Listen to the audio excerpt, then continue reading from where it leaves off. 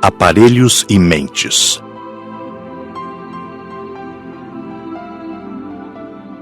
Tivemos aula teórica sobre aparelhos usados no plano espiritual.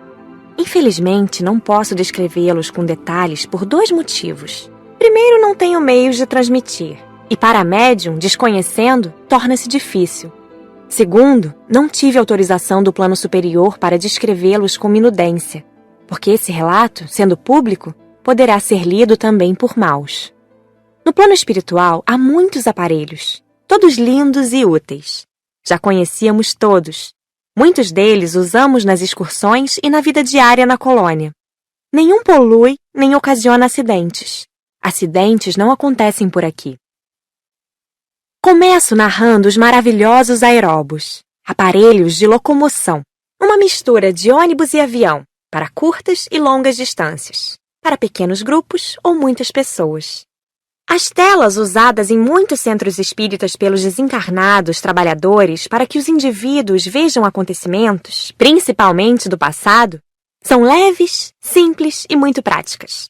Há o removedor de ar, aparelho usado para coletar fluidos, sejam os bons para armazenar ou os ruins para limpar o ambiente. Lembra um pouco um aspirador terreno, é leve e prático. Existem os aparelhos usados principalmente nos postos de socorro, para deixar o ambiente com temperatura agradável.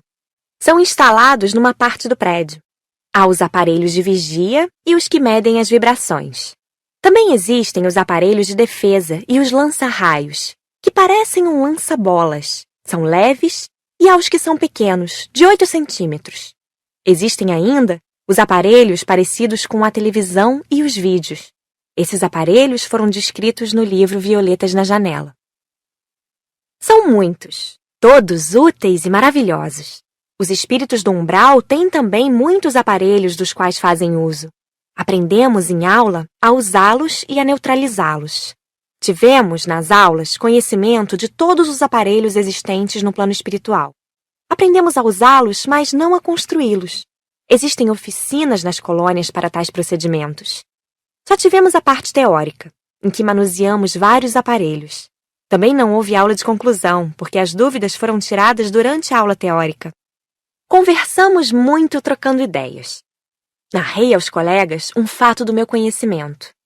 O centro espírita que frequentei quando encarnada recebeu por certo período a ajuda de um grupo de espíritos sediados no local chamado Colina. São todos orientais. Flor Azul faz parte desse grupo. Todos esses espíritos são encantadores, assim como Flor Azul. Dentre eles, há um médico especial, de nome Taxá. É exímio construtor de aparelhos, mas o mais impressionante é a sua maneira de curar seus doentes. Com alegria, graça, bondade contagiante, envolve seus pacientes num canto manso e harmonioso, enquanto lhes recupera o perispírito. O resultado é surpreendente. Depois que desencarnei, indaguei a Maurício, amigo médico que trabalhou com essa equipe, o porquê de ele ter tanta facilidade e rapidez para curar. Disse-me que enquanto ele, Maurício, curava os doentes de fora para dentro, Taxá envolvia o paciente pela música, fazendo com que iniciasse sua própria mudança interior, ajudando-se. Enquanto nós, dizia Maurício, com a nossa maneira fazemos tudo sozinhos, ele faz o próprio doente recuperar-se. Daí sua habilidade. Em seguida, tivemos uma aula sobre a influência da mente. Sabemos bem que se pode influenciar e que podemos ser influenciados tanto para o bem como para o mal. Mentes perversas podem prejudicar outras, desencarnados a desencarnados, desencarnados a encarnados e encarnados a encarnados. Vocês devem, sempre que possível, influenciar, tentar transmitir aos outros pensamentos bons, de alegria, paz e amor, disse Frederico. A mente tem muita força. Mentes treinadas fazem muito. Vimos em filmes várias formas de usar a mente, para o bem e para o mal. Com a mente pode-se criar, plasmar objetos. Tentamos plasmar algo. Foi uma alegria. Certamente necessita-se de muito estudo, treino e domínio da mente para fazer isso. Ajudados pelos 3 instrutores, conseguimos plasmar 3 rosas que logo desapareceram.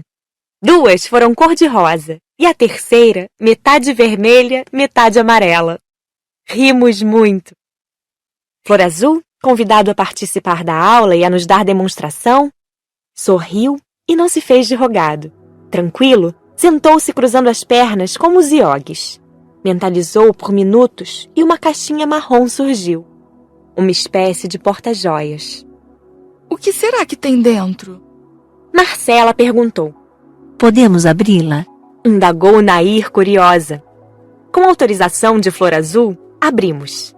Dentro havia uma placa parecida com madeira, com os dizeres nela gravados. A sabedoria é a fonte da prudência. Aplaudimos e ele ficou encabulado. Lindo! Dissemos entusiasmados. Soubemos o tanto que se pode fazer com a mente e que todos somos capazes. Basta estudar e querer. Ao dar um passe, o passista está influenciando quem o recebe? Indagou James a Raimundo. De certa forma, sim. Influenciando para o bem. Passes significam transfusões de energia. São doações. E para isso, quem dá passes tem que ter para doar. Nos centros espíritas ou com pessoas boas que benzem ou com quem dá passes, há sempre desencarnados bons que ajudam nessas doações. Passes são úteis? Indagou Glória. Sim, e muito. Para pessoas enfermas, são muito úteis.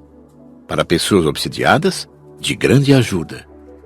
Para os médiuns que não trabalham com sua mediunidade, é como tomar comprimido para dor de cabeça. Corta-se por determinado tempo o efeito, mas não se elimina a causa.